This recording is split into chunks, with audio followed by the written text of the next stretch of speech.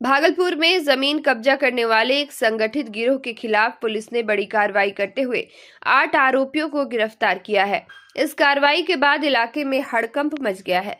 Police का कहना है कि गिरोह से जुड़े अन्य लोगों की तलाश में लगातार छापेमारी की जा रही है। जानकारी के अनुसार 9 अप्रैल 2026 को पुलिस को सूचना मिली थी कि आनंद मार्ग क्षेत्र में कुछ लोग जबरन जमीन पर कब्जा करने की कोशिश कर रहे हैं। सूचना मिलते ही पुलिस हरकत में आई और वरीय अधिकारियों के निर्देश पर एक विशेष टीम का गठन किया गया। पुलिस टीम ने त्वरित कार्रवाई करते हुए मौके पर छापेमारी की और 8 आरोपियों को गिरफ्तार कर लिया। शुरुआती जांच में सामने आया कि यह गिरोह सुनिश्चित तरीके से जमीन पर अवैध कब्जा करने का काम करता था। गिरफ्तार आरोपियों के पास से 8 मोबाइल फोन भी बरामद किए गए हैं, जिन्हें पुलिस ने जब्त कर लिया है।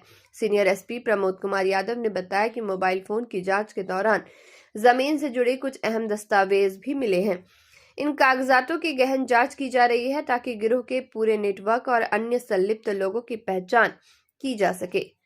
फिलहाल पुलिस सभी गिरफ्तार आरोपियों से पूछताछ कर रही है। अधिकारियों का कहना है कि इस मामले में जल्द ही और बड़े खुलासे हो सकते हैं। साथ ही पुलिस ने स्पष्ट किया कि जमीन कब्जा जैसे अवैध काम में शामिल किसी भी व्यक्ति को बख्शा नहीं जाएगा। गिरफ्तारी के क्रम में एक तो अभियुक्त भी वहां से पुलिस को पहुंचते देख फरार भी हो जाते हैं, तो हम लोग को ये भी सूचना प्राप्त हुई थी कि संभवतः उनके पास हथियार भी हैं, और लेकिन संभवतः कोई अगर हथियार वाला रहा होगा तो वो वहाँ से निकल गया था। लेकिन फिर भी हम लोगों ने 8 जो अभियुक्त थे वहाँ पे जो गैंग के लोग थे उनको गिरफ्तार किया विधिवत रूप से। तो जो वादी हैं संदीप कुमार विक्टर, पिता अजय कुमार विजेता, आदर्श नगर पुलकिया घोघा के रहने वाले हैं। इन्होंने प्राथमिकी दर्ज कराई है कि इन्होंने ये बताया कि प्रॉपर ये नियमानुसार उन्होंने वहाँ पे अमीन बुलाया था अपनी ज़मीन की नापी के लिए, लेकिन उस पर कई अभियुक्त जो है जो अभी गिरफ्तार हुए हैं वो वहाँ पर पहुँचते हैं, उनको धमकाने लगते हैं।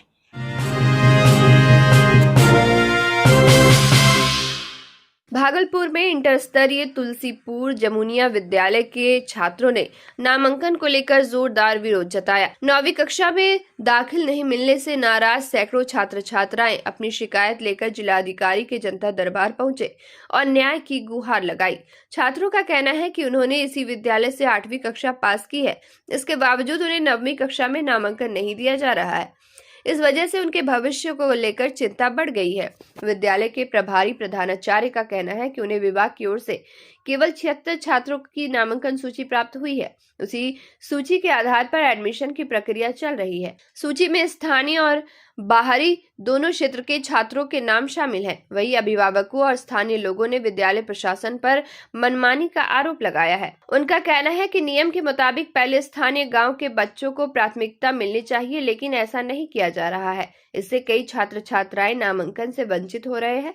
छात्रों ने चेतावनी दी कि अगर जल्द समाधान नहीं निकला तो उनकी पढ़ाई प्रभावित होगी और उन्हें मजबूरन दूर दराज के स्कूलों में जाना पड़ेगा। फिलहाल सभी की नजर जिलाधिकारी के हस्तक्षेप और प्रशासनिक कार्रवाई पर टिकी है।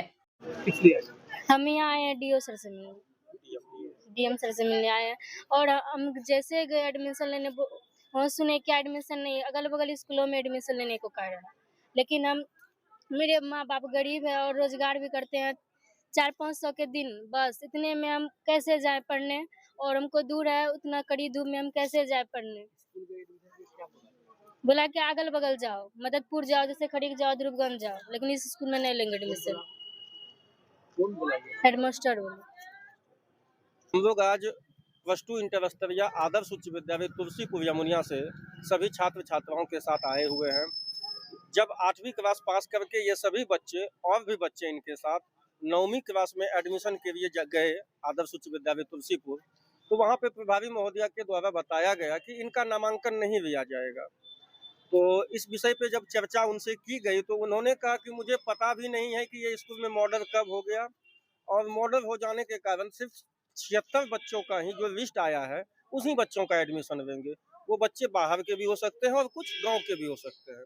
जबकि सर शिक्षा विभाग का नियम भी है कि पोषक क्षेत्र जो होता है उच्च विद्यालय के अंतर्गत, जो मध्य विद्यालय आते हैं उस पंचायत में, वहाँ के बच्चों का नामांकन का पहला प्रावधान होता है उस उच्च विद्यालय में।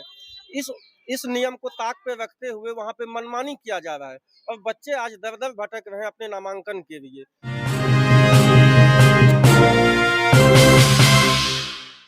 भागलपुर में नशे के खिलाफ चलाए जा रहे अभियान के तहत मधुसूदनपुर थाना पुलिस को बड़ी सफलता मिली है। गुप्त सूचना के आधार पर पुलिस ने रामपुर खुर्द इलाके में छापेमारी कर एक आरोपी को ब्राउन शुगर के साथ गिरफ्तार किया है। पुलिस के अनुसार 9 अप्रैल 2026 को सूचना मिली थी कि इलाके में अवैध मादक पदार्थ की खरीद बिक्री की जा रही है। सूचना के सत्यापन के बाद वरीय अधिकारियों के निर्देश पर एक विशेष टीम गठित की गई। छापेमारी के दौरान पुलिस ने एक संदिग्ध युवक को पकड़ने की कोशिश की, जो पुलिस को देखकर भागने लगा। हालांकि पुलिस बल की तत्परता से उसे मौके पर ही दबोच लिया गया। तलाशी के दौरान आरोपी के पास से 3.82 gram brown sugar, 3 mobile phone और करीब 5,000 रुपए नकद बरामद किए गए। गिरफ्तार आरोपी की पहचान रामपुर खुर्द निवासी इंदु कुमार के रूप में हुई है। पुलिस ने आरोपी के खिलाफ संबंधित धाराओं में प्राथमिकी दर्ज कर ली है। अधिकारियों का कहना है कि जिले में नशे के कारोबार के खिलाफ लगातार अभियान जारी रहेगा और इस नेटवर्क से जुड़े अन्य लोगों की भी तलाश की जा रही है।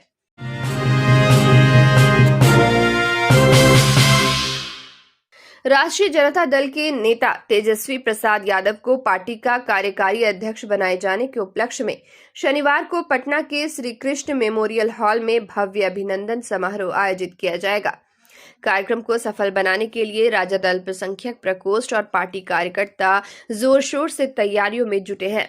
इसको लेकर नाथनगर विधानसभा से राजद प्रत्याशी रहे शेख जियाउल हसन ने अपने कार्यालय में मीडिया से बातचीत कर तैयारियों की समीक्षा की। उन्होंने कहा कि यह कार्यक्रम ऐतिहासिक और अभूतपूर्व होगा। उन्होंने बताया कि पिछले कई दिनों से पार्टी कार्यकर्ता लगातार कार्यक्रम की तैयारी में जुटे हुए हैं ताकि आयोजन भव्य रूप से संपन्न हो सके। शेख जियाउल हसन ने कहा कि यह कार्यक्रम राजद अल्पसंख्यक प्रकोष्ठ के राष्ट्रीय अध्यक्ष जनाब अली शराफत के नेतृत्व में आयोजित किया जा रहा है। उन्होंने दावा किया कि बिहार के विभिन्न जिलों से बड़ी संख्या में कार्यकर्ता और समर्थक पटना पहुंचेंगे। वहीं राजद नेता शिशुपाल यादव ने बताया कि कार्यक्रम की घोषणा के बाद से ही संगठन स्तर पर व्यापक संपर्क अभियान चलाया जा रहा है।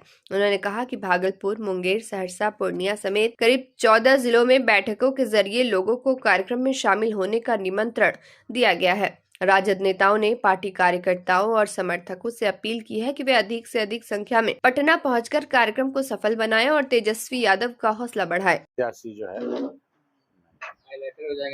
जनता दल के सम्मानित राष्ट्रीय अध्यक्ष अल्पसंख्यक प्रकोष्ठ के हमारे नेता अली अशरफ फातमी साहब के नेतृत्व में आगामी 11 अप्रैल को पटना के कृष्ण मेमोरियल हॉल में कार्यक्रम आयोजित किया गया है।